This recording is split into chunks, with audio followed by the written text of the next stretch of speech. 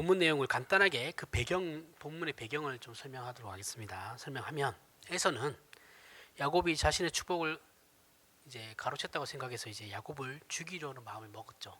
그걸 이제 리브가가 참 지혜로워요. 그걸 캐치를 해서 눈치를 채고 야곱을 이제 자기 오빠가 있는, 그죠? 그러니까 야곱에게는 외삼촌이죠. 그 라반에게 보내려고 합니다. 그 하란이죠. 하란 땅 라반에게로 보내려고 합니다. 성경에는 이제 뭐 나오진 않지만 28장 오늘 본장 이제 초반에 보면 이삭이 같이 야곱을 마중 보내거든요. 이르브가와 같이. 그러니까 그냥 뭐 도망가듯이 막 이렇게 짐 싸들고 뭐 밤에 막 도망가서 그런 식으로 도망간 건 아니고, 이게 명분이 있는 거죠. 아버지와 이제 리브가가 상의를 한 것 같아요. 이삭과 상의를 해서 이제 야곱을 피신시키자. 이삭은 하나님께서 야곱을 축복하시기로 하셨구나라는 걸 이제 인정했으니까, 그죠? 그러니까 가만 놔두면 에서가 이제 야곱을 죽일 것 같으니까, 그럼 이삭도 그렇게 하자, 이게 나을 것 같다 해서 이제 이삭과 리브가와 상의를 해서 이제 그럼 어떻게 할까, 하란으로 보냅시다, 이렇게 된 거죠. 자, 아이들 돌아다니는 거 신경 쓰지 마세요. 이렇게 야곱이 외삼촌의 집 하란으로 가는 도중에 한 곳에서 유숙을 하게 됩니다. 저는 이거 유숙이라는 말을 어렸을 때 그냥 노숙이랑 같은 의미로 생각했는데 그게 아니고, 유숙은 어느 건물 안에 들어가는 거예요. 들어가서 자는 거예요. 그러니까 뭐가 됐든 간에, 그게 집이든 아니든 간에 어디 장소에 들어가서 자는 것을 유숙이라는 거고, 노숙은 진짜 말 그대로 하늘을 이불 삼아서 자는 것을 노숙이라고 하는 겁니다. 그러니까 우리는 이게 왜 이렇게 오해를 하냐면, 돌을 가져다가 베개를 삼았다 그러니까 우리는 노숙한 줄 아는 거예요. 근데 그게 아니다라는 거죠. 뭐 그게 집은 아니었겠죠, 그죠? 가정집은 아니었을 거고 어딘가에 들어갔겠죠. 들어가서 이제 유숙하게 된 거죠. 그리고 이제 그렇게 자다가 갑자기 하나님을 만난 거죠. 하나님께서 야곱에게 계시가 된 겁니다. 나타나신 거예요. 그리고 이제 놀래가지고 그곳 이름을 이제 베델이라 짓게 되는 거죠. 하나님께서 야곱을 약속을 선조들에게 하신 약속을 확인시키는 중에 이제 야곱이 놀래가지고 여기가 하나님의 집이고 하늘의 문이구나라고 해서 이제 베델이라는 이름을 짓게 된다는 아주 유명한 다들 아시는 뭐 새로울 것도 없는 그런 내용이죠. 자, 우리가 오늘 본문 사건에서 반드시 알아야 되는 것이 있어요. 그러면 뭘 알아야 되나? 우리가 도대체 뭘 알아야 될까? 자, 제일 중요한 건 아까도 얘기했지만, 앞에서도 얘기했지만, 야곱이 먼저 하나님을 찾은 것이 아니다라는 거예요. 여기서 핵심은 하나님께서 야곱을 먼저 찾아오셨다라는 거예요. 이걸 가지고, 이 관점을 가지고 이 성경을 읽어야 되는 거예요. 하나님께서 야곱을 먼저 찾아오셨다. 자, 야곱은 지금 떳떳하게 집을 나온 것이 아니죠, 그렇죠? 아까 앞에서 다 얘기했습니다. 떳떳하게 집이 나온 것이 아니라 형과 아버지를 속이고 그 잘못된 행위로 말미암아 도망치듯이 집을 나왔어요. 물론 뭐 야반도주는 아니라고 그랬습니다. 도망치듯이 집을 나와가지고 자신의 그런 처지가 불안하고 앞으로의 미래가 불투명하잖아요. 이런 것에 대한 불안함으로 말미암아서 야곱이 먼저 찾은 게 아니다라는 거예요. 야곱은 하나님에 대해서 생각도 하지 않았어요. 미안한데 진짜 야곱은 하나님에 대해서, 이삭이 하나님을 생각한 것만큼 야곱은 하나님을 생각하지 않았어요. 이 당시에는 하나님에 대해 생각도 하지 않았어요. 사실은 이렇게 어려움을 처하면 자기가 그 하나님을 기도를 하든지 뭘 해야 되는데 아무런 제스처가 없으니까, 없는 거 보면 야곱은 하나님에 대해서 생각도 하지 않았던, 신앙이 없던 단계였어요. 하나님의 존재에 대해서는 알았겠죠. 아버지가 믿으니까, 어머니도 믿고. 그런 상황에서 하나님께서 야곱을 찾아오신 거예요. 먼저, 그죠? 우리가 하나님 만났을 때도 다 그렇게 식으로 만나는 거잖아요, 그죠? 내가 뭐가 준비돼서 하나님께서 나에게 오시는 것이 아니라는 거예요. 그렇기 때문에 야곱은 현재 그 자신은 전혀 하나님의 복을 받을 만한 위치와 조건과 상태와 상황이 아니지만 하나님께서 야곱에게 복을 주시는 것이거든요. 내가 어떤 복을 받을 만한 어떤 상태나 조건이 되어 있는 상태가 아닌 상태에서 하나님께서 나에게 복을 주시는 거예요. 그리고 야곱은 하나님으로부터 복을 받고 있다는 사실을 우리는 확인해야 된다는 것이죠. 이 말씀을 통해서. 그런데 하나님이 야곱을 만나시는 장면을 자세히 잘 보면 하나님은 야곱이 그동안 저지른 잘못에 대해서는 아무런 언급도 하지 않으세요. 네 아버지 속였지. 응? 너 아버지한테 거짓말했잖아. 그래서 복 가로챘잖아. 이런 말 한마디도 하지 않으세요. 네 때까지 날 제대로 믿지도 않고 너 하고 싶은 대로 다 하면서 살았지. 너 맨날 얍실하게 살았잖아. 한마디도 안 하세요. 언급도 없어요. 오히려 하나님께서 야곱의 조상들에게 했던 약속들을 어떻게 하냐면 야곱에게 반복해서 확인시키시고 계시다라는 거죠. 그래서 우리는 오늘 본문 사건이 야곱의 어떤 잘못을 따지는 것도 아니고 야곱의 어떤 조건이 하나님께 충족되어서 복을 받고 있는 것도 아니다라는 것을 분명하게 확인할 수 있어요. 그죠? 그리고 오늘 본문을 통해서 우리가 확인할 수 있는 것은 기독교에서 말하는 구원이라는 것이 어떻게 하나님만의 이유와 근거가 되시는지를 그 하나님의 절대 주권에 대해서 거듭 확인시키고 있는 것이죠. 너희의 어떤 상태는 상관없어. 너희가 어떤 조건에 있든 상관없어. 너희가 뭐 죄를 짓든 뭘 하든 간에 똥밭에 구르든 상관없어. 내가 너희를 구원하고자 하면 구원 받는 거야. 이거예요. 그죠? 그걸 지금 얘기하고 있는 거죠. 사람들이 일반적으로 생각하는 종교는 많은 정성을 기울여 신을 감동시키는 것이죠. 이거는 기독교를 제외한 모든 종교는 다 똑같아요. 다 동일해요. 하지만 그건 타락한 인간의 죄악된 본성으로 가지게 된 이해인 것이죠. 그죠? 종교에 대한 이해예요. 우리 죄악된 본성에서부터 나온 이해라고요. 하지만 성경에서 말하는 기독교 신앙의 본질은 어떻게 하나님께서 먼저 우리에게 자비와 은혜와 긍휼로 이 못난 인간들을 찾아오셔서 그 인간들에게 항복을 받아내시는가에 대한 설명이라고요. 내가 어떻게 하나님을 믿어서 하나님께 이런 복을 받았다라는 것이 아니고 나는 아무런 준비도 되어 있지 않고 하나님 우리가 아직 죄인 되었을 때 하나님에 대해서 생각하지도 않은 그때 하나님께서 어떻게 나를 은혜와 자비로 찾아오셔가지고 나에게 항복을 받아내시는가. 그게 핵심이라고요. 기독교에. 이것이 창세기 28장 15절에 하나님께서 야곱을 찾아와 복된 약속을 주시는 내용으로 잘 나타나요. 15절 보시면 내가 너와 함께 있어 내가 어디로 가든지 너를 지키며 너를 이끌어 이 땅으로 돌아오게 할지라 내가 내게 허락한 것을 다 이루기까지 너를 떠나지 아니하리라 하신지라. 야곱이 먼저 요구한 것 아니죠. 그렇죠? 하나님께서 먼저 얘기하시는 거예요. 약속을 하시는 거예요. 이 내용은 분명히 하나님의 의지가 가득 찬 표현이에요. 그죠? 하나님의 의지가 들어있어요. 하나님께서 이렇게 복된 약속을 하고 내가 이루고야 말겠다고 당시 야곱과 그리고 출애굽한 시내산 아래에 있는 이스라엘, 창세기는 지금 시내산 아래에 있는 이스라엘을 제1독자니까 그리고 오늘날 이 말씀을 읽고 있는 우리에게 확인시키신다라는 거예요. 이 내용을 확인시키신다고요. 이게 우리의 복음이라고요. 다른 게 복음이 아니고 이게 복음이에요. 하나님께서 우리의 어떠함이랑 상관없이 찾아오셔가지고 우리를 구원시키시고 우리를 만들어 가시는 것, 그 약속은 절대 변함이 없는 것, 이게 우리에게 복음이라고요. 왜냐하면 우리 인간이란 존재는 신을 감동시켜서 보상을 받아내는 방법으로는 복을 받기에 적합한 존재들이 아니죠.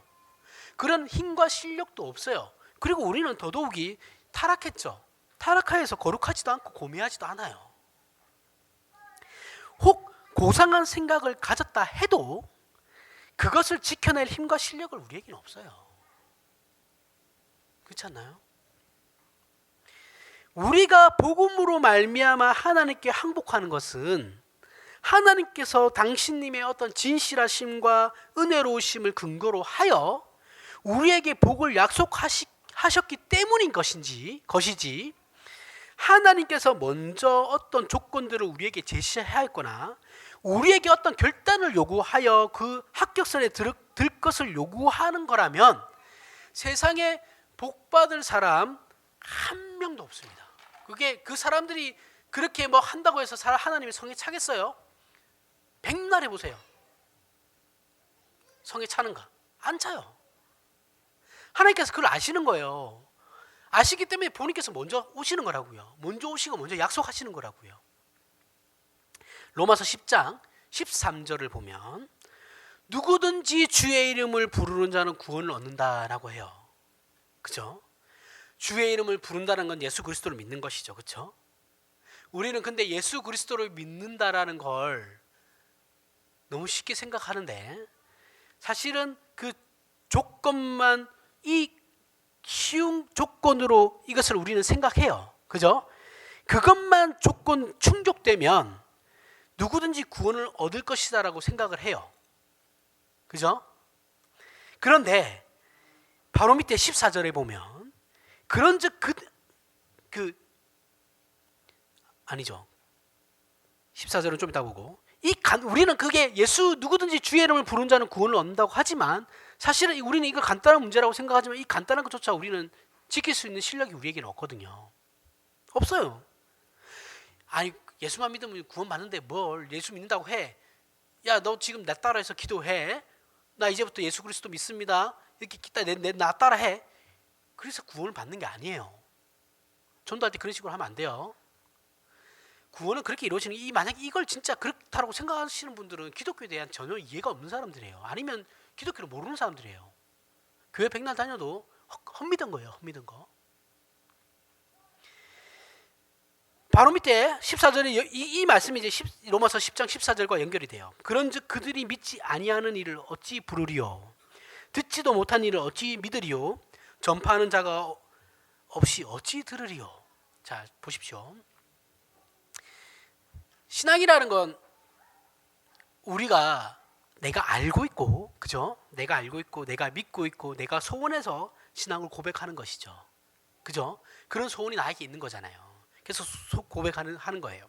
그런데 이 조건이 우리 안에서부터 출발하는 것이 아니다라는 거죠.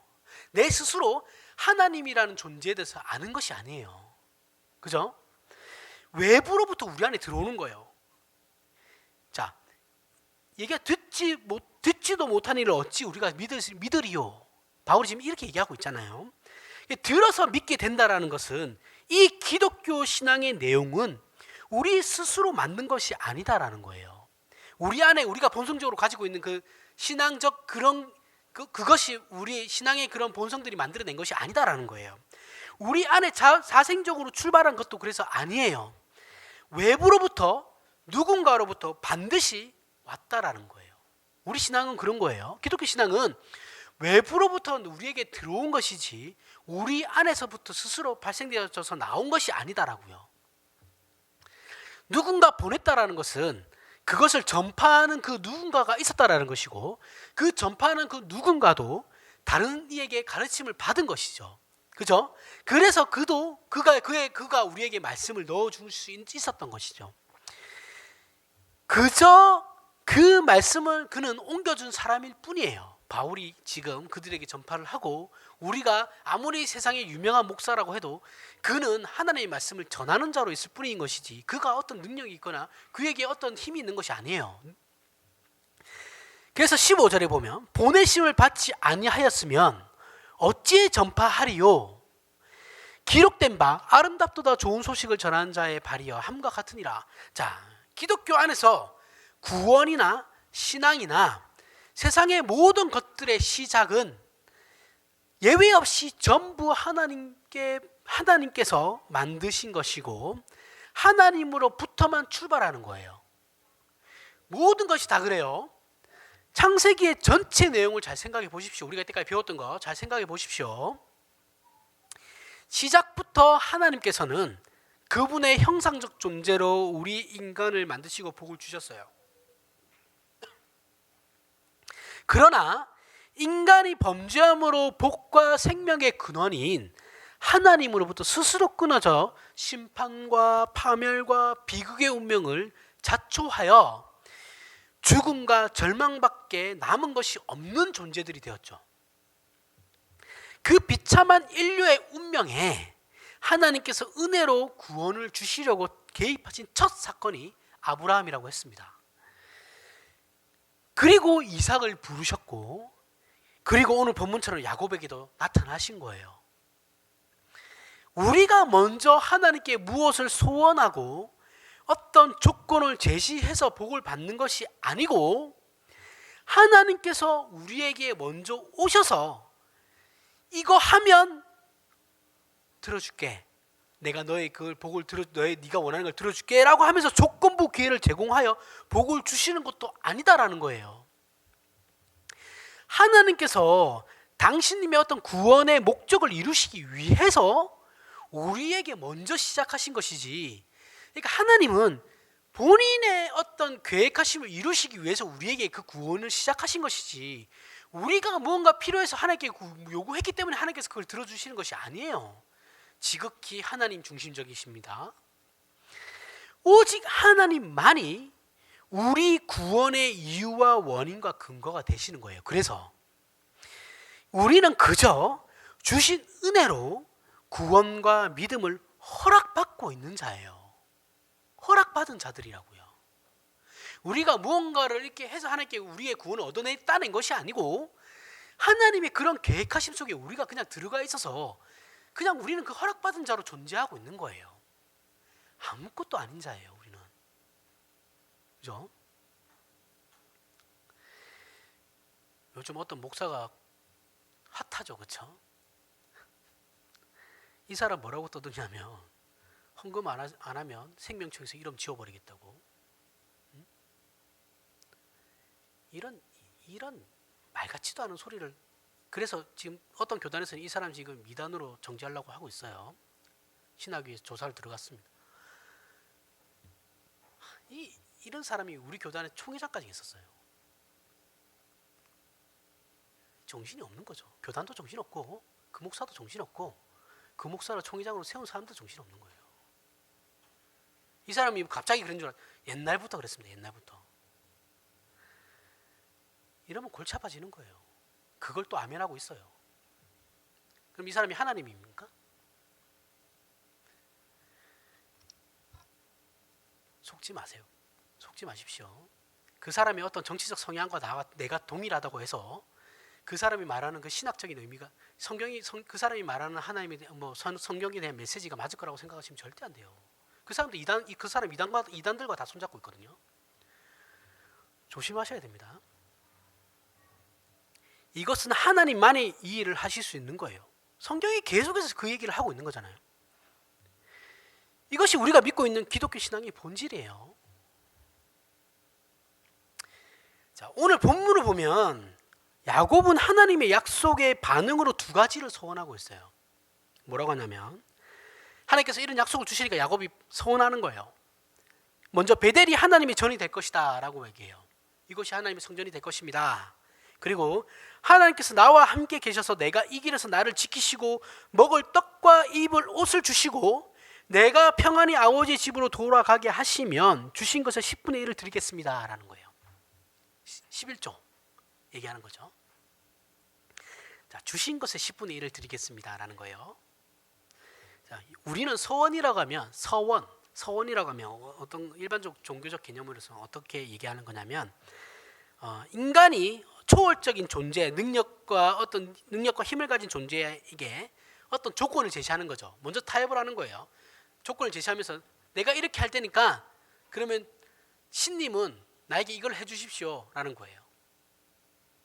제 친구 중에 이제 본인의 어머니가 장로님 아들인데, 본인의 어머니가 이제 동창입니다. 고향에서 같이 자란 친구예요. 목사인데, 얘는 위에 누나가 4명이에요. 4명인데 어머니가 아들을 낳고 싶어가지고 하나님께 소원했다는 100일 기도를 해서 낳았다라는 거예요. 그렇게 믿고 있어요. 본인은. 죄송합니다. 저는 아니라고 생각하는데 본인은 그렇다고 하니까. 잘 들어보십시오. 제가 왜 그게 아니다라는 걸 얘기하는 거냐면, 신이 좋아하는 것을 주고, 그러니까 이분은 어머니가 하나님께 내가 100일 기도를 작정하고 하나님께 소원할 테니까 하나님 나에게 아들 주십시오 이거잖아요. 그죠? 자, 신을 감동시키는 거죠. 그죠? 소위 하나님을 100일 동안 기도해가지고 하나님 감동시키는 거잖아요. 그래서 내가 아들을 낳았다라는 거잖아요. 하나님이 나에게 아들을 주셨다라는 거잖아요. 무속신앙이에요 이거. 그냥 지성이면 감천이다예요. 그 이상도 그 이하도 아니에요. 그러나 성경에서 말하는 서원은 전혀 그런 개념이 아니에요. 그래서 이 내용도 잘못 읽으면 야곱이 하나님과 타협하는 것처럼 보여요. 그렇지 않다라는 거죠. 야곱이 서원하는 내용을 잘 보면 하나님께서 그에게 하신 약속의 내용을 근거로 서원의 내용을 말하고 있는 것을 알 수 있어요. 잘 보십시오. 야곱이 지금 하나님께 서원하는 내용은 바로 앞에서 하나님께서 야곱에게 다 주신 약속이에요. 28장 15절에 잘 나오죠. 하나님께서 야곱에게 지금 하시는 말씀이에요. 내가 너와 함께 있어 내가 어디로 가든지 너를 지키며, 그죠? 너를 이끌어 이 땅으로 돌아오게 할지라.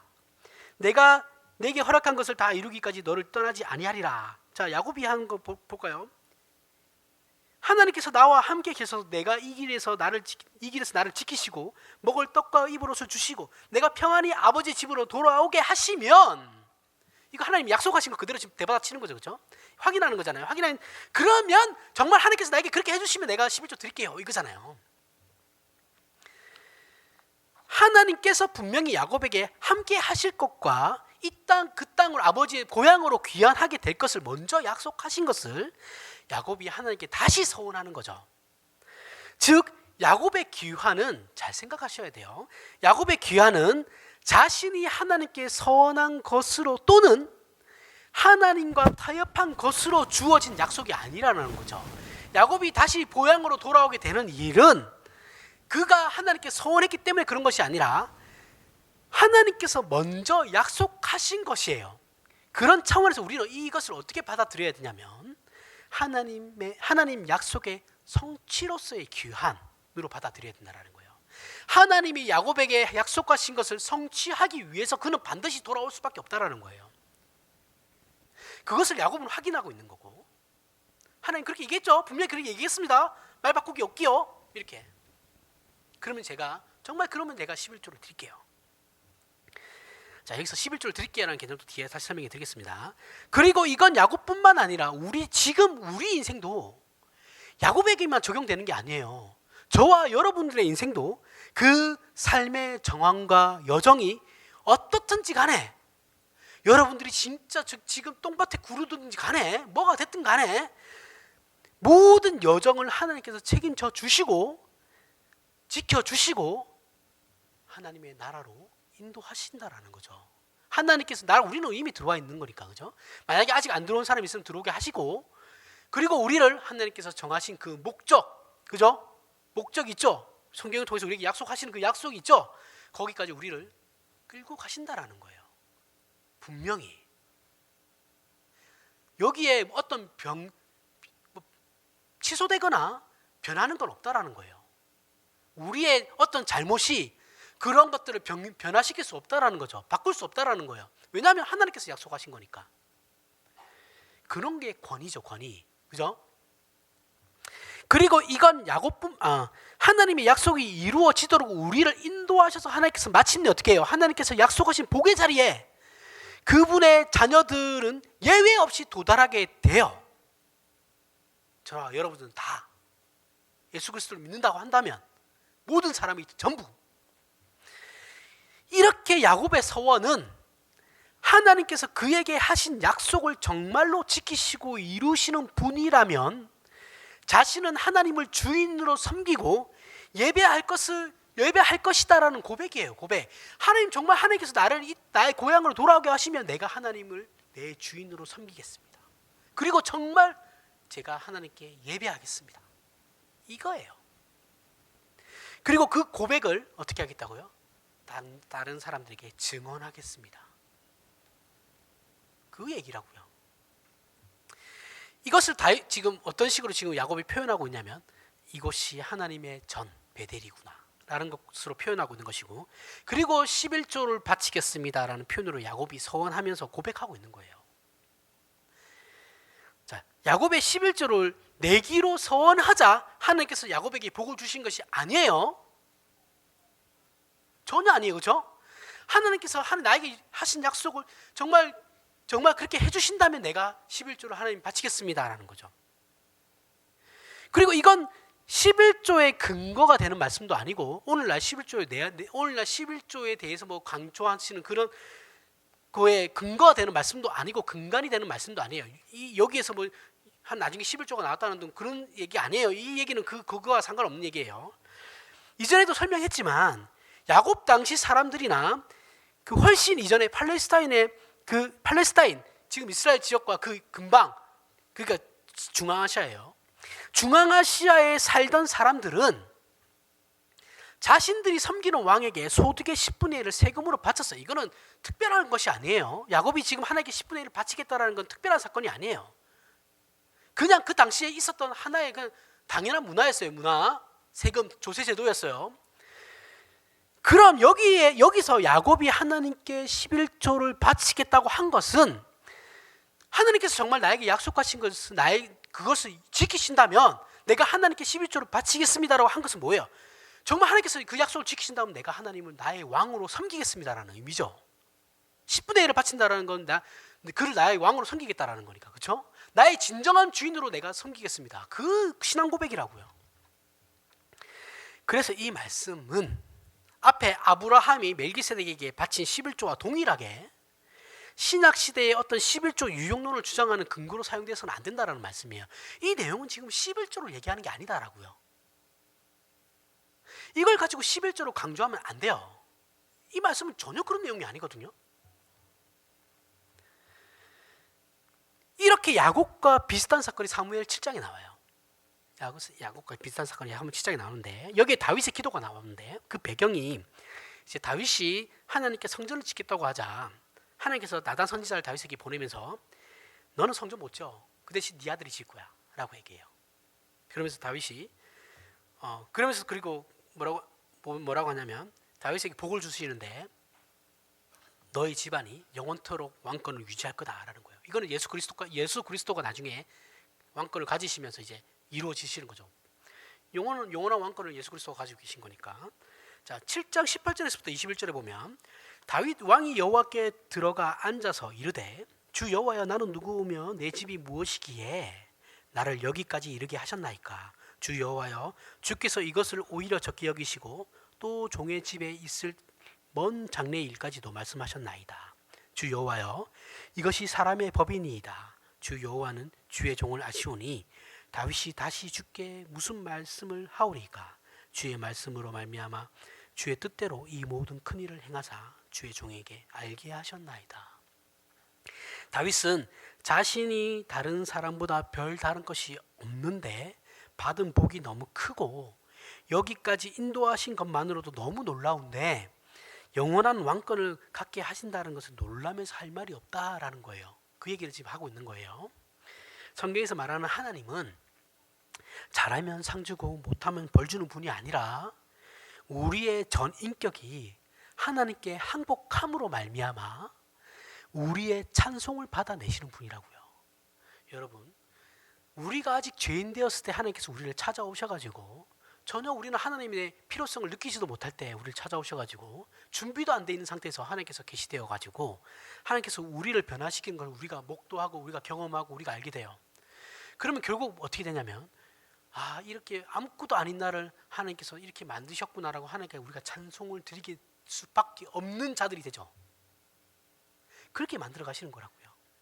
다윗도 그렇게 하셨다고 얘기하는 거죠. 물론 로마 가톨릭 교회나 알미니안주의자들처럼 기독교 신앙을 어떤 조건과 규칙과 보상으로 이해하는 것도 어느 정도 유익이 될 수 있다고 생각하는 사람들이 있어요. 뭐 그럴 수 있다고 생각해요, 저도.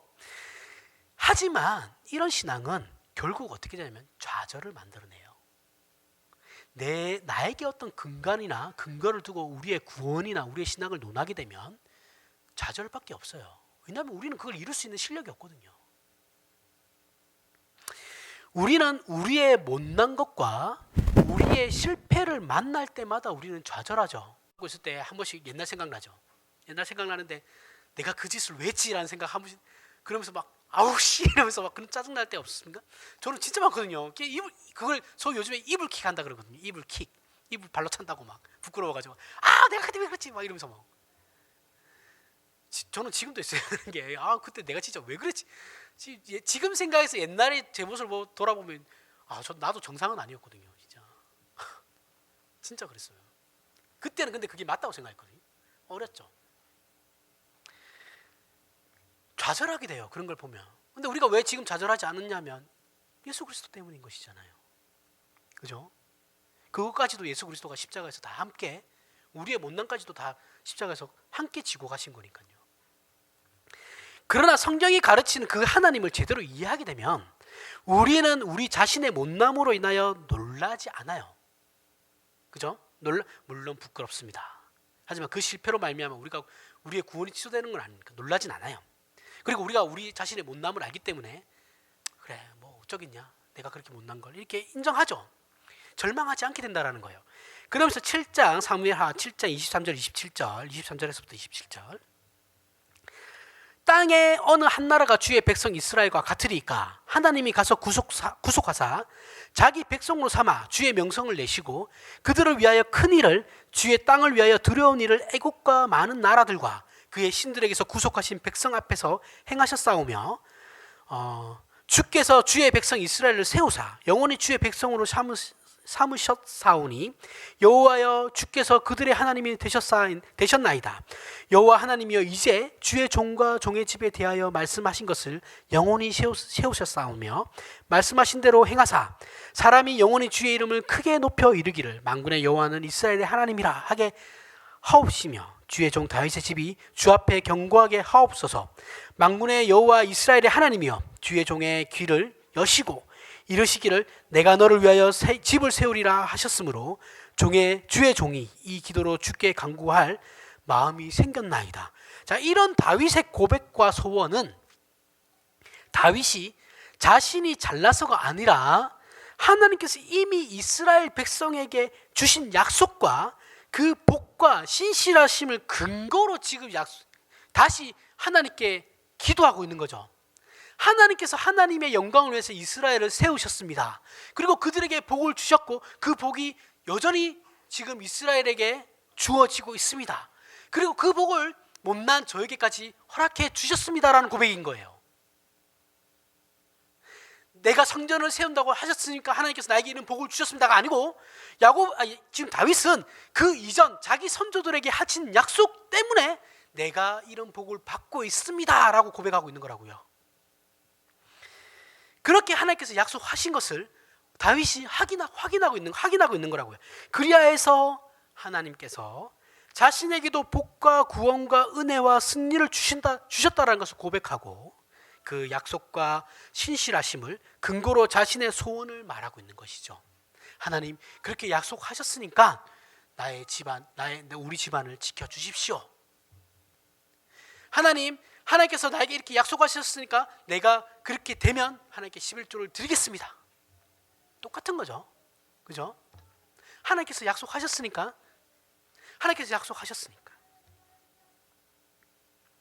그리고 하나님께서 이렇게 약속하신 것은 한 번도 변개하신 적이 없습니다 라고 고백하는 거예요. 자기 조상에게 하셨던 약속을 여전히 지금 지키시고 이루시는 하나님, 그 약속은 변화되지 않으실 거니까 내 집안도 하나님 약속을 해주셨으니까 끝까지 지켜주십시오 라는 거예요. 이스라엘을 구원하시며 자신의 선조들과 함께 하신 하나님께서는 그 약속을 모두 이루신 결과로 아브라함을 부르셨고 이삭을 부르셨으며 야곱을 부르셔서 저들의 생애에 복이 되셨고 보호자가 되셨으며 상급이 되셨다라는 고백을 지금 다윗이 하고 있는 거예요. 아니죠. 다윗이 잘나가지고 하나님께 복을 받은 것이 아니다라고 지금 본인 스스로 얘기하고 있는 거라고요. 이미 주어진 약속을 하나님께서 주신 거다. 마찬가지로 우리의 모든 신앙적인 소원들도 모두 이 약속 안에 들어가 있는 겁니다. 야곱의 고백이 다윗도 동일한 고백을 하고 있는 것이고 지금 하나님 말씀 앞에 있는 저와 여러분도 동일하게 지금 이 약속을 하고 이 고백을 해야 되는 거고 할 수밖에 없다라는 거예요. 그게 우리의 복이라는 거예요. 그 복은 우리가 세상 사람들이 생각하듯 고통과 실패를 면하는 어떤 형통함이 아니고 그리고 이웃들의 앞에서 우리가 자랑할 것이 있는 어떤 우월 편향적인 것도 아니다라는 거예요.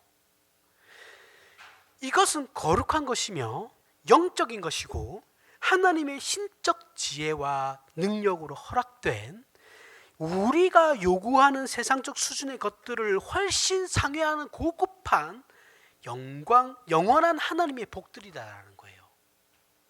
이해가 가세요? 지금 11조 내면 복 받는다라는 거 아니에요. 그리고 내가 어떤 조건을 걸어서 하는 서원해가지고 어떤 조건을 걸어서 내가 복을 받는 게 아니에요. 지금 그걸 잊으시면 안 되는 겁니다. 하나님께서 먼저 오시고 먼저 복을 허락하셨고 우리는 그 주어진 복 안에서 모든 것을 누리고 있는 거죠. 이것을 계속 생각하시면서 들어야 되는 거예요. 자, 그런 의미에서 말라기 3장을 보겠습니다.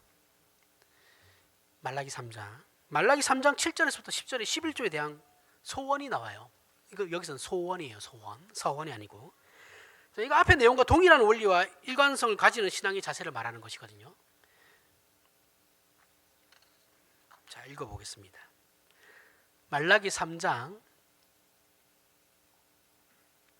7절에서부터 10절입니다. 만군의 여호와가 이르노라 너희 조상들의 날로부터 너희가 나의 규례를 떠나, 잘 들으십시오. 너희 조상들의 날로부터 너희가 나의 규례를 떠나 지키지 아니하였도다. 옛날부터 지키지 않았다라는 거예요. 그런즉 내게로 돌아오라. 그리하면 나도 너희에게로 돌아가리라 하였더니 너희가 이르기를 우리가 어떻게 하여야 돌아가리까 하는도다. 사람이 어찌 하나님의 것을 도둑질하겠느냐. 그러나 너희는 나의 것을 도둑질하고도 말하기를 우리가 어떻게 주의 것을 도둑질하였나이까 하는도다. 이는 곧 11조와 봉헌물이라. 재물을 얘기하는 겁니다. 봉헌물은 너희 곧 온 나라가 나의 것을 도둑질하였으므로 너희가 저주를 받았느니라. 잘 이해하셔야 돼요. 너희 곧 온 나라가 나의 것을 도둑질하였으므로 너희가 저주를 받았느니라. 만군의 여호와가 이르노라 너희의 온전한 11조를 창고에 들여 나의 집에 양식이 있게 하고 그것으로 나를 시험하여 내가 하늘 문을 열고 너희에게 복을 쌓는 것이 없도록 붙지 아니하나 보라. 11조와 봉헌물을 들여봐. 그럼 내가 너희에게 복을 허락하는지 안 하는지 한번 시험을 해봐 라는 얘기죠. 이 내용은 한국 교회에서 정말 많이 오해하는 말씀이에요. 그래가지고 목사들이 교회 헌금 거둘 때, 헌금 강조할 때 제일 많이 사용하는 내용이죠. 그 목적 하나로 사용하는 말씀이에요. 근데 죄송한데 여기서 말하는 내용은 11조를 지금 오늘날 11조를 내야지 너네들이 복을 받는다는 얘기가 전혀 아니에요. 완전 다른 내용이에요. 우리가 알듯이 11조와 봉헌물, 재물을 얘기하는 거예요. 소와 양 같은 거. 재물을 내면 너희가 기계적으로 복을 받는다라고 말하는 내용이 아니에요. 자, 사실 이 말씀은 두 가지 해석을 가지고 있는데 이 두 해석이 차이점이 있어요. 뭐냐면 첫 번째는 11조와 봉헌물을 지금 하나님께서 11조와 봉헌물을 내지 않았다라고 얘기하잖아요. 그런데 11조와 봉헌물을 이스라엘 백성 전체가 하나님께 드리지 않고 있다라는 말씀, 그렇게 해석하는 해석과 두 번째 해석은 뭐냐면 이건 이스라엘 전체가 아니고 제사장들에게만 해당되는 거야 라는 해석이 있어요. 자, 사실 말라기는 몇 군데 대상의 약간 모호성을 제외하고는 몇 군데 그 대상이 약간 모호성이 있거든요. 근데 그걸 제외하고는 대부분이 제사장들에게 하는 말이에요. 하나님께서 종교 지도자들에게 하는 말씀이에요. 그래서 이 구절 역시 말라기 1, 2장에서 제사장들에게 행한 심판의 내용을 하나님께서 연속적으로 얘기하고 있는 거예요. 그래서 여기서 도둑질이라는 말은 약간 모호한 표현이에요. 모호한 표현인데 이런 말은 말라기 3장 9절 8절에서부터 9절을 제외하고는 하나님께서 이스라엘 백성에게 무엇을 바치지 않은 것 때문에 이스라엘 백성을 꾸짖은 적이 한 번도 없거든요. 자, 그런 의미에서 이 말씀은 이스라엘 백성에게 한 말씀이라기보다는 제사장들에게 한 말씀이라고 보는 것이 합리적인 해석이에요. 결국 제사장들은 뭐냐면 자신들의 탐욕으로 당연히 11조와 봉헌물을 나눠야 했던 그 레위인들하고의 그런 언약을 파기했고 재물들로 수혜를 입어야 했던 가난하고 소외된 자들을 외면하면서 자신들의 11조와 봉헌물을 착취했던 거예요. 성전 안에 있는 것을 당연히 나눴어야 되는 것들을 본인들이 다 가진 거예요. 그들에게 하나님께 돌아오라 라는 것은 하나님께서 돌아오라 그러죠. 그런즉 내게로 돌아오라. 그러면서 11조와 봉헌물을 얘기하는 것은 뭐냐면 즉 회개해라. 너희들 회개해야 돼. 회개해. 그리고 어떻게 해요? 너희들이 착취했던 11조와 봉헌물을 다시 원상복귀 시켜놔라 라는 거예요. 그런 의미에서 지금 하나님께서 얘기하고 있는 거예요. 그리고 그렇게 할 때 어떻게 하냐면 하나님께서 하늘의 문을 열고 너희에게 어떻게 복을 쌓을 곳이 없도록 복을 붙지 않았는지 말씀을 보라는 거예요. 내가 너희에게 복을 내리는지 안 내리는지, 너희가 그렇게 했을 때 내가 진짜 너희에게 복을 내리는지 안 내리는지 한번 봐. 이게 말씀을 하시는 거거든요. 그런데 이 두 해석은 전부 11조와 봉헌물을 내면 기계적으로 복을 받는다는 내용, 그런 얘기 해석은 하나도 없어요. 그죠? 이스라엘이 11조와 봉헌물을 내지 않은 것과 제사장이 11조와 봉헌물을 착취한 것, 이 두 개는 둘 다 11조를 넘으면 복 받습니다, 헌금 많이 하면 복 받습니다라는 내용을 얘기하는 게 아니에요. 회개하라는 것을 얘기하는 것이죠. 자, 저는 두 번째 해석을 지지해요. 제사장들에게 하는 말씀이라는 것을 지지하는데, 사실 오늘 설교 말씀과 오늘 설교 말씀의 주제와 더 잘 어울리는 해석은 첫 번째예요. 이스라엘 백성이 11조를 내지 않은 것을 가지고 제가 설명을 할 겁니다. 지지는 두 번째지만 뭐 둘 다 어떤 것을 선택하든 문제는 없다고 봐요. 저는 여러분들 좋은 것을 선택하시면 되는데, 어떤 것을 해도 핵심은 회개니까. 자, 저는 이제 첫 번째 그 해석을 가지고 설명할 거예요. 먼저 배경을 설명하면, 말라기 선지자는 에스라와 느헤미야와 동시대 사람이에요.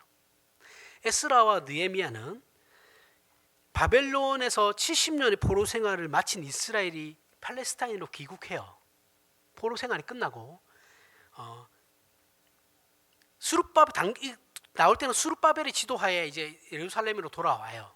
돌아와서 수룹바벨의 지도 아래 제2의 성전을 짓게 되죠. 짓게 되고 난 뒤 50년이 지난 현재예요. 지금 말라기가 느헤미야와 같은 시대. 그동안 이스라엘에게 예언자들이 뭐라고 했냐면, 끊임없이 외쳤던 꿈과 희망이 넘치는 사회는 아직도 그들에게 형성되지 않았어요. 50년이 지났음에도 불구하고. 오히려 가난과 흉작과 많은 세금, 왜냐하면 조공을 바쳐야 되거든요. 많은 세금을 걷었죠. 풍년도 아니에요. 비도 잘 안 오니까 흉작이죠. 힘들어요. 경제를 나날이 피폐해지고, 자녀들이 나중에 느헤미야 시대 때는 실제로 자녀들을 노예로 팔아요.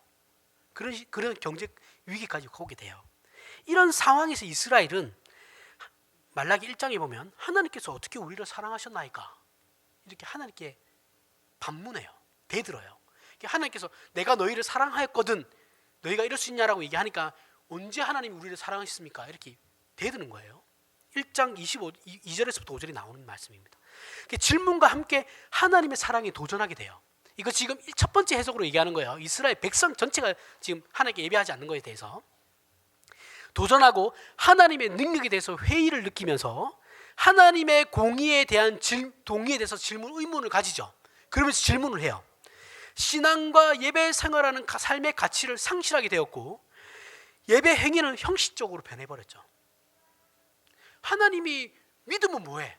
우리가 지금 이렇게 100가지 굶고 내 자식까지 팔아넘기는 이런 상황까지 왔는데 하나님께서 도대체 우리에게 해주는 게 뭐야? 라는 거예요. 당연히 11조와 봉헌물을 드리지 않았죠. 그죠? 11조와 봉헌물은 의식법에 들어가거든요. 제사법에 들어가는 거예요. 그러니까 11조와 봉헌물을 드리지 않았다는 것은 제사를 드리지 않았다는 얘기예요. 이거 잘 이해하셔야 됩니다. 11조는 제사에 들어가는 거예요. 제사 의식에 들어가는 거예요. 근데 이것을 하지 않았다는 것은 예배 자체가 아예 없었다는 거예요. 제사 자체가. 지금 첫 번째 해석이에요. 그리고 결과 레위인들이 성전에 종사하지 못했겠죠. 어떻게 했겠어요? 먹고 살아야 되니까 농사를 지으며 살았다는 거죠. 레위인조차도. 하지만 하나님께서 말라기 선지자를 통해서 하나님께서 변하셨나이까? 하나님의 사랑이 우리에게 향한 사랑이 변했습니까? 라는 질문을 가진 이스라엘에게 하나님께서 답을 주시는 건 뭐냐면, 아니, 내 사랑은 너희들에게 변한 적이 한 번도 없어 라고 얘기하는 거예요. 그럼 이스라엘은 뭐야? 그럼 우리가 왜 이래?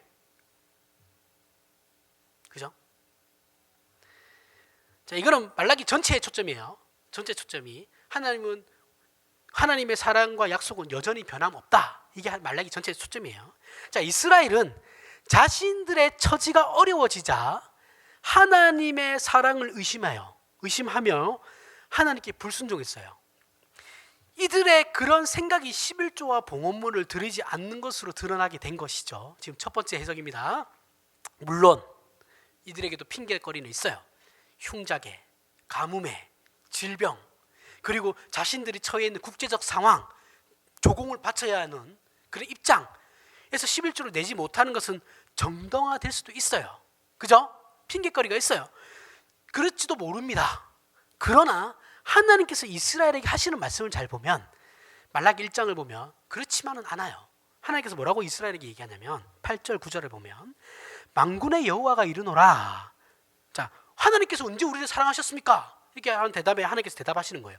만군의 여호와가 이르노라. 너희가 눈먼 희생 제물을 바치는 것이 어찌 악하지 아니하며 저는 것 병든 것을 드리는 것이 어찌 악하지 아니하냐.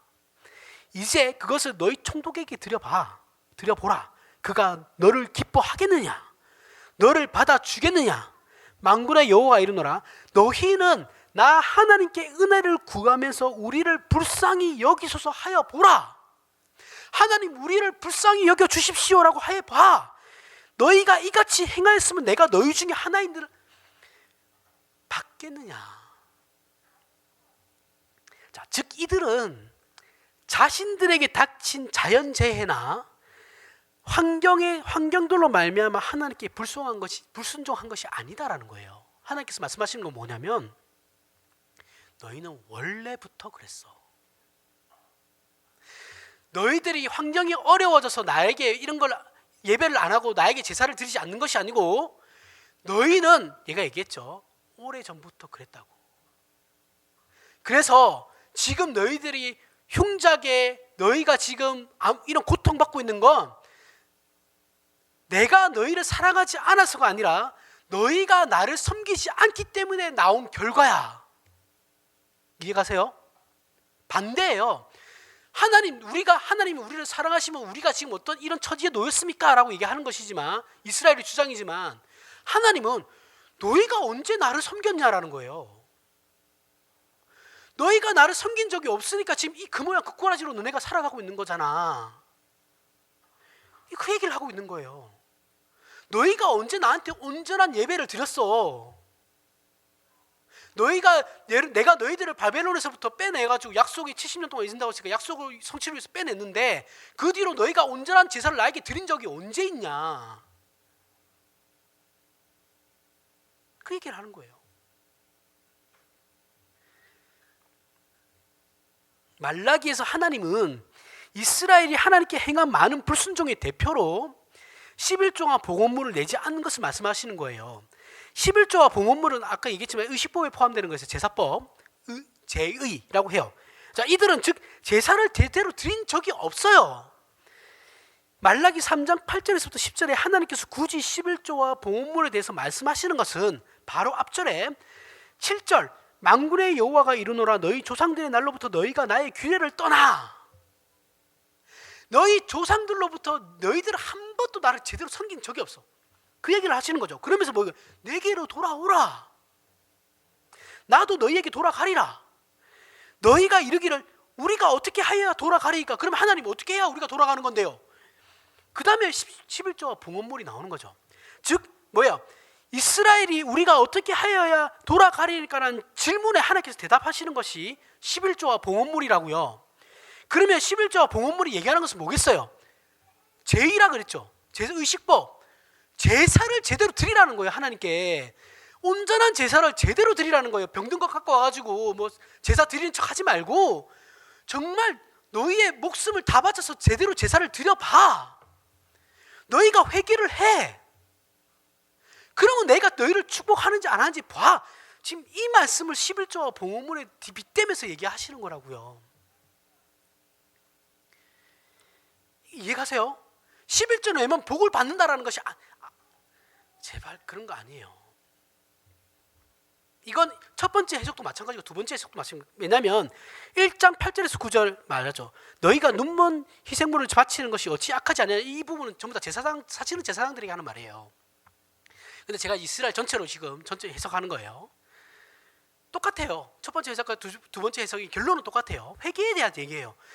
온전한 제사를 드리려면 어떻게 해야 됩니까? 회개를 해야 되는 거죠. 내가 온전한 예배를 하나님께 드리기 위해서는 어떻게 해야 됩니까? 내가 회개를 해야 되는 거죠. 그래서 여기서 하나님께서 11조와 봉헌물을 말씀하시는 이유는 하나님께서 이스라엘에게 회개를 촉구하는 차원에서 11조와 봉헌물을 얘기하는 거라고요. 하나님께서 지금 하나님에 대한 신앙의 회의와 무관심에 빠진 이스라엘을 회개시킴으로 그 신앙의 불을 다시 붙이려고 하시는 거라고요. 그래서 말라기 3장 10절에 보면 너희의 온전한 11조를 창고에 들여 나의 집에 양식이 있게 하고 그것으로 나를 시험하여 내가 하늘 문을 열고 너희에게 복을 쌓을 곳이 없도록 붙지 아니하나 보라. 이걸 신약으로 갖고 오면 예수님께서 뭐라 하신 말씀이 뭐에 빗댈 수 있냐면 먼저 그의 나라와 그의 의를 구하라.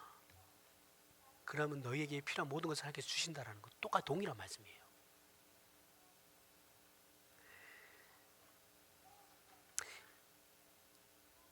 그리고 이 말씀은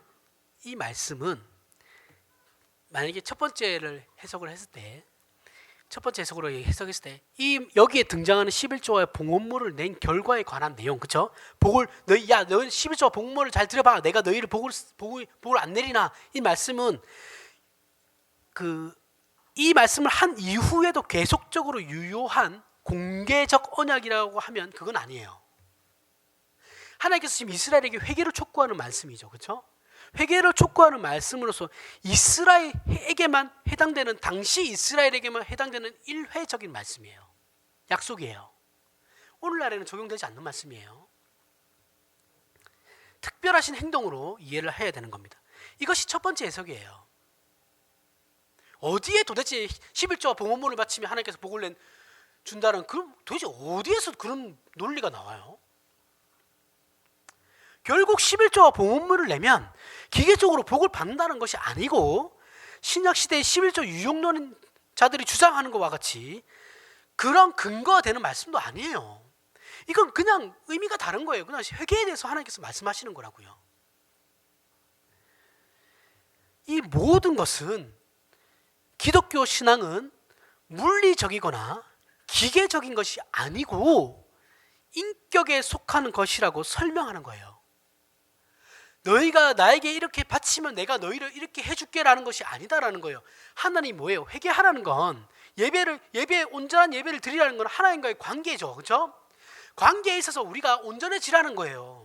그러니까 인격이 문제인 거예요. 인격, 하나님과의 그 인격적 관계에 있어서 너희가 나를 좀 하나님으로 대해줘. 하나님의 하나님 대심이라는 말이 그거죠. 하나님을 하나님으로 섬겨라는 거예요. 너희가 필요할 때만 요구하는 그런 이상한 신으로 만들지 말라는 거예요, 본인을.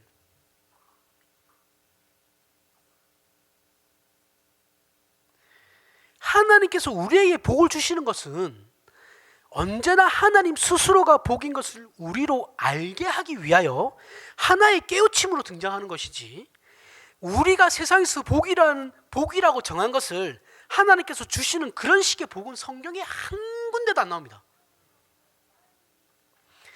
야곱의 11조도 마찬가지예요. 창세기 28장 15절에 내가 너와 함께 있어 네가 어디로 가든지 너를 지키며 너를 이끌어 이 땅으로 돌아오게 할지라 내가 너에게 허락한 것을 다 이루기까지 너를 떠나지 아니하리라 하신지라. 이 하나님의 약속을 근거로 해서 20절 21절 상반절에 하나님이 나와 함께 하셔서 내가 가는 이 길에서 나를 지키시고 먹을 떡과 입을 옷을 주사 내가 평안히 하나님의 집으로 돌아가게 하오시면이라고 하여 하나님의 약속을 야곱이 확인하는 과정에서 그 11조가 등장하는 것이라고요.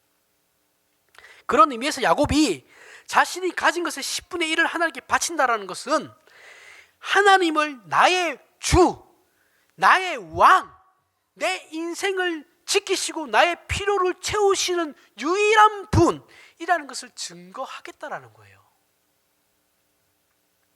그런 일종의 신앙 고백의 차원에서 지금 11조를 드린다라고 얘기하는 거라고요. 그런 의미에서 야곱의 고백은 우리로 하여금 하나님께서 우리의 모든 필요를 채우시고 충분한 아버지이신 것을 확인시켜주는 고백이에요. 만약 지금 우리에게 현재 저와 여러분들 안에 신앙의 어떤 충분한 만족이 없다면 우리가 소원하고 있는 것과 하나님께서 우리에게 요구하시는 것에 사이에 충돌이 일어나고 있는 것이죠. 그죠? 충돌이 발생했거나 차이가 있기 때문에 하나님께서 그걸 지금 들어주시지 않거나 보류하고 있는 거예요. 시간의 차이일 수도 있는 거죠. 아직 때가 아닌 걸 수도 있는 거예요. 아니면 아예 안 들어주시는 거나, 그죠? 그러나 우리가 꼭 기억해야 하는 것은 창세기 28장 15절에 내가 너와 함께 있어 내가 어디로 가든지 너를 지키며 너를 이끌어 이 땅으로 돌아오게 할지라 내가 내게 허락한 것을 다 이루기까지 너를 떠나지 아니하리라는 이 약속이 우리에게 복이 되는 것은 이미 아브라함에게 실현되었고 이삭에게도 실현되었으며 야곱에게 실현될 것을 근거로 하는 것이죠. 아울러 이 약속은 온 우주와 역사와 모든 인생의 운명을 쥐고 계신 하나님 아버지의 약속이므로 그 약속은 반드시 실현될 수밖에 없는 것임을 우리 믿음의 중요한 근거로 확보하여 우리 모두가 하나님께 동일한 전인격적 항복과 신앙의 고백을 해야 하는 것이죠. 그러나 우리는 아브라함과 이삭과 야곱이 가졌던 인생으로 확인된 하나님의 신실하심과 은혜로우심보다 더 큰 증거를 사실은 가지고 있죠. 그죠? 로마서 8장 35절에서부터 39절에 보면 누가 우리를 그리스도의 사랑에서 끊으리요 환난이냐 공고냐 박해냐 기근이냐 적신이냐 위험이냐 칼이랴 기록된 바 우리가 종일 주를 위하여 죽임을 당하게 되며 도살당할 양같이 여김을 받았나이다 함과 같으니라. 그러나 이 모든 일에 우리를 사랑하시는 이로 말미암아 우리가 넉넉히 이기느니라. 내가 확신하노니 사망이나 생명이나 천사들이나 권세자들이나 현재 일이나 장래일이나 능력이나 높음이나 가품이나 기품이나 다른 어떤 피조물이라도 우리를 우리 주 예수 그리스도 안에 있는 하나님의 사랑에서 끊을 수 없느니라. 우리는 예수 그리스도로 말미암아 아브라함과 이삭과 야곱보다 더 나은 상태에 있는 존재들이죠.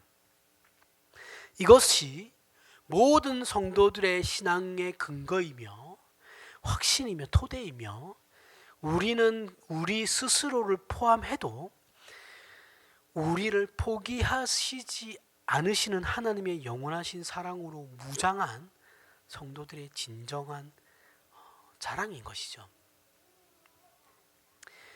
이 자랑과 영광을 우리가 소유해야 되는 거예요. 내가 좋은 학교 가고 좋은 회사 취직하고 내가 하는 사업이 다 잘 되고 그런 것이 우리의 하나님께 요구하고 목적하는 것이 아니고 지금 얘기하고 있는 이것이 우리의 영광이 되어야 한다고요. 자랑이 되어야 한다고요. 그것을 그리고 우리의 신앙으로 고백해야 된다고요. 그 고백의 내용이 그리고 내 자신뿐만 아니라 우리 이웃들에게도 넉넉히 전해질 수 있는 저와 여러분들이 되길 바랍니다. 기도하겠습니다.